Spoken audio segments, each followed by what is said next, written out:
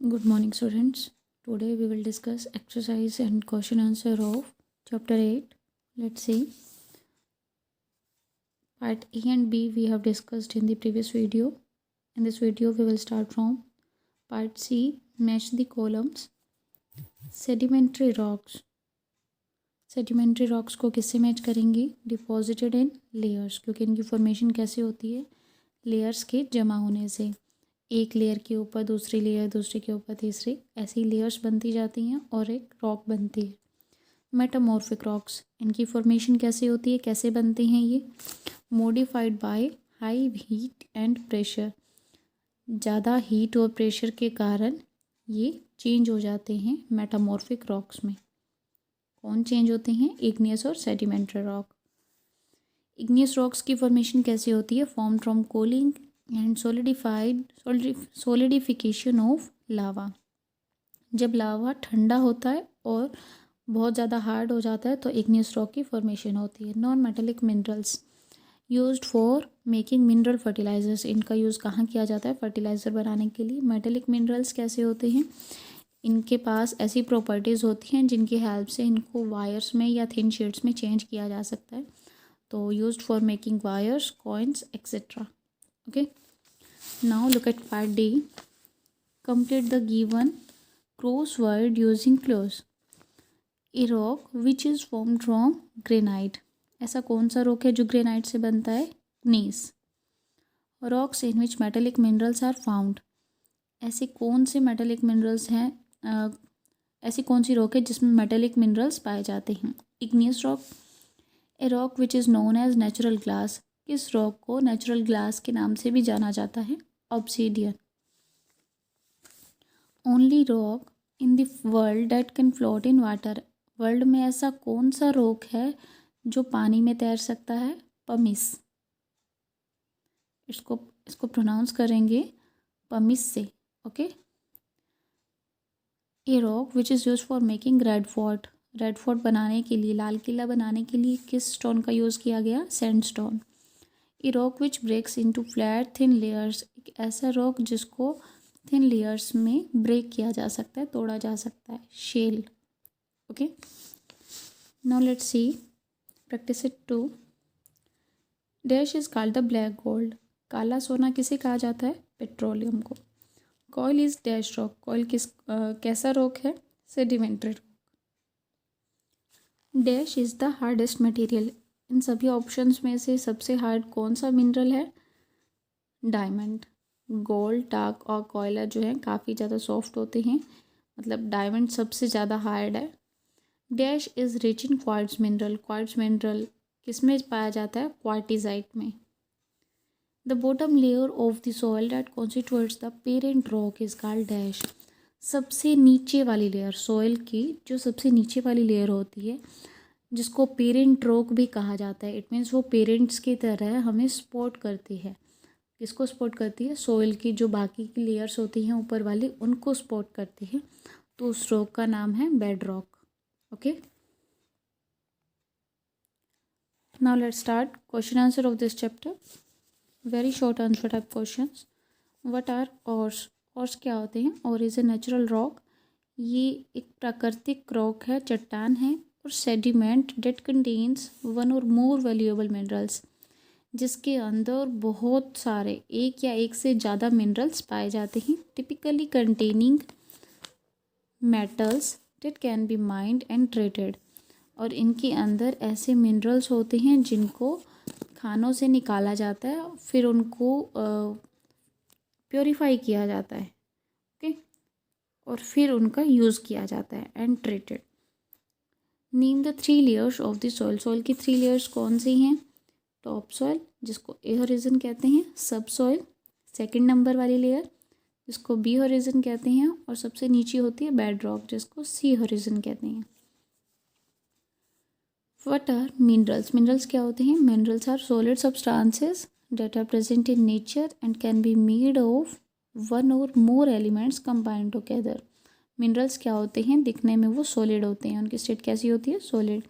ये नेचर से ही प्रोवाइड होते हैं, लेकिन ये बनते कैसे हैं? एक या एक से ज़्यादा एलिमेंट मिलकर, जुड़कर मिनरल बनाते हैं. What is soil erosion? Soil erosion क्या होता है? आपको बताया था, सॉइल का डिस्प्लेस होना, मतलब कि अपनी जगह छोड़कर दूसरी जगह पर चले जाना, क्या होता है? सॉइल इरोजन, क्योंकि वहाँ उस सॉइल की फर्टिलिटी कम हो जाती है। Soil erosion is the natural process in which the topsoil of a field is carried away by physical sources such as wind and water. ये ऐसी प्राकृतिक क्रिया है, नेचुरल प्रोसेस है, जिससे कि जो टॉप सॉइल है, मतलब ऊपर वाली जो लेयर है सॉइल की, वो फील्ड्स से दूसरी जगह पर पहुंच जाती है, वाटर और विंड की हेल्प से दूसरी जगह पहुंच जाती है। तो उसी की वजह से क्या होता है? सॉइल इरोजन होता है। What are energy minerals? Energy minerals क्या होते हैं? The remains of plants and minerals which got buried under the earth for million years. जो plants और minerals animals जब मर जाते हैं, that was written by mistake. Let's look at this question again. The remains of plants and animals which got buried under the earth for million years. पौधों और जानवरों के मर जाने के बाद, मतलब जो उनकी डेड बॉडीज़ होती हैं या पौधे जब अच्छे से सड़ जाते हैं, गल जाते हैं, तो उनको जब पृथ्वी के नीचे, धरती के नीचे दबा दिया जाता है, तो लाखों करोड़ों वर्ष के बाद, मिलियन ईयर्स के बाद, वहाँ पे जब हीट और प्रेशर लगता रहता है तो वहाँ पे कुछ फॉसिल फ्यूल्स की फॉर्मेशन होती है। और उन्हीं फॉसिल फ्यूल्स को क्या कहते हैं? एनर्जी मिनरल्स कहते हैं। जैसे कि कोयला है, पेट्रोलियम है, तो नेचुरल गैस है, ये सब किससे प्रोवाइड होते हैं? प्लांट्स और एनिमल्स के जो रिमेन्स, डेड रिमेन्स होते हैं, जब इनको ज़मीन के नीचे दबाया जाता है तब इनकी फॉर्मेशन होती है, और इनको बनने में काफ़ी ज़्यादा टाइम लगता है, और इनको एनर्जी मिनरल्स कहा जाता है। नेक्स्ट क्वेश्चन है, differentiate between metallic minerals and non metallic minerals. इनके बीच में डिफरेंस बताना है। मेटेलिक मिनरल्स आपको पता ही है, जिनको मेल्ट करके कोई नया प्रोडक्ट बनता है। नॉन मेटेलिक वो होती हैं जिनसे नया प्रोडक्ट नहीं बन सकता, चाहे उनको मेल्ट करो या कुछ भी करो, उनसे नया प्रोडक्ट नहीं बन सकता। These are generally found in igneous rock. ये किसमें पाई जाती है मेटेलिक मिनरल? इग्नियस रॉक में, लेकिन नॉन मेटेलिक सेडिमेंट्री रॉक में मिलते हैं। They are ductile and malleable. इनको थिन वायर्स में भी चेंज कर सकते हैं, थिन शीट्स में भी चेंज कर सकते हैं, for example gold and copper. लेकिन जो नॉन मेटेलिक होती हैं, ये नॉन डक्टाइल, नॉन मेलिएबल, ना तो इनको वायर्स में चेंज किया जा सकता है, ना ही इनको थिन शीट्स में चेंज किया जा सकता है। और इसकी एग्जाम्पल हैं diamond and ruby. What are the causes of soil erosion? Explain any one. यहाँ मैंने क्वेश्चन को थोड़ा मॉडिफाई किया है, क्योंकि आपके लेवल के अकॉर्डिंग ये काफ़ी ज़्यादा लॉन्ग हो जाएगा। तो सॉइल इरोजन के कॉजेज, कारण क्या क्या हैं? Rain water, strong wind, human activities, deforestation, plugging and overgrazing. ये आप लेसन में भी स्टडी कर चुकी हो। जब बारिश का पानी होता है, उसकी वजह से भी क्या होता है, जो टॉप सॉइल होती है, ऊपर वाली लेयर होती है सॉइल की, वो पानी के साथ बहती हुई दूसरी जगह पर पहुंच जाती है। और तेज़ हवा चलने पर भी ऐसा होता है, या डिफॉरेस्टेशन, ज़्यादा से ज़्यादा पेड़ काटे जाएं तब भी ऐसा होता है। प्लगिंग, उस जगह पर हल चलाए जाएं तब भी ऐसा होता है। एंड ओवर ग्रेजिंग, जैसे कि भेड़ बकरियों को जंगलों में या खेतों में चरने के लिए छोड़ दिया जाता है, तब उससे क्या होता है, वहाँ की फर्टिलिटी कम हो जाती है, उस सॉइल की फर्टिलिटी कम हो जाती है, और इस वजह से भी सॉइल इरोजन होता है। तो इनमें से एक को डिफाइन करना था, तो हम स्ट्रॉन्ग विंड्स को डिफाइन करेंगे। Strong winds blow away the top soil. तेज़ हवा चलने से क्या होता है, टॉप सॉइल जो सबसे ऊपर वाली लेयर होती है वो बह जाती है। Winds are more in areas where vegetation is less. जहाँ पेड़ पौधे कम होते हैं उन जगह पर हवा काफ़ी तेज़ होती है। लाइक इन डेजर्ट, जैसे कि रेगिस्तान में, वहाँ पेड़ पौधे काफ़ी कम होते हैं, तो इसकी वजह से क्या होता है, वहाँ पर हवा बहुत तेज़ चलती है और मिट्टी एक जगह से दूसरी जगह डिस्प्लेस होती रहती है। नेक्स्ट है मैग्मा। यहाँ आपको डेफिनेशन राइट करनी है। मैग्मा क्या होता है? The earth core is made up of molten rock. हमारी जो अर्थ की कोर है वो किससे बनी है? मोल्टन रॉक, पिघले हुई चट्टान से बनी है, जिसको मैग्मा कहते हैं। नेक्स्ट है टॉप सॉइल। टॉप सॉइल के बारे में आपको सभी को पता है। ए हॉरिजन वाली जो लेयर होती है उसको टॉप सॉइल कहती हैं। It is the top most and fertile layer, और ये बहुत ज़्यादा फर्टाइल होती है, उपजाऊ होती है, तभी तो यहाँ पर क्रॉप प्रोडक्शन हो सकता है, फसलें उगाई जा सकती हैं। It contains humus mixed in soil particles, air and water. इसमें खाद भी मिली होती है, सॉइल के कुछ पार्टिकल भी मिले होते हैं, एयर और वाटर भी मिक्स होते हैं। Plants obtain nutrient from this layer, plants को इस लेयर से क्या मिलते हैं, बहुत सारे न्यूट्रिएंट्स मिलते हैं। नेक्स्ट है सॉइल प्रोफाइल। सॉइल प्रोफाइल क्या होता है, जो सॉइल की लेयर्स होती हैं, 3 लेयर्स होती हैं ना, उन तीनों लेयर्स को एक ही टर्म दे दी है सॉइल प्रोफाइल। आपसे कोई पूछे सॉइल प्रोफाइल क्या होता है तो आप उन तीनों लेयर्स का नाम बता दो। Okay.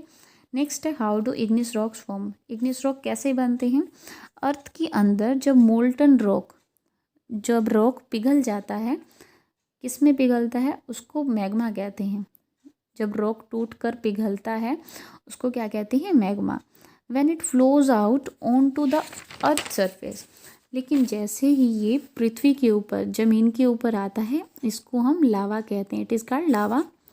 The lava cools down on the surface, surface पे आते ही लावा जल्दी से ठंडा हो जाता है and hardens to form igneous rock.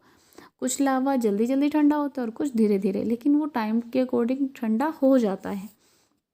तो जैसे ही वो ठंडा होता है लावा अर्थ पे गिरने के बाद, तो वो बहुत ज़्यादा हार्ड हो जाता है, और हार्ड होते ही वो कौन सी फॉर्मेशन करता है, इग्नियस रॉक की फॉर्म में चेंज हो जाता है। मतलब वहाँ क्या बन जाता है, इग्नियस रॉक।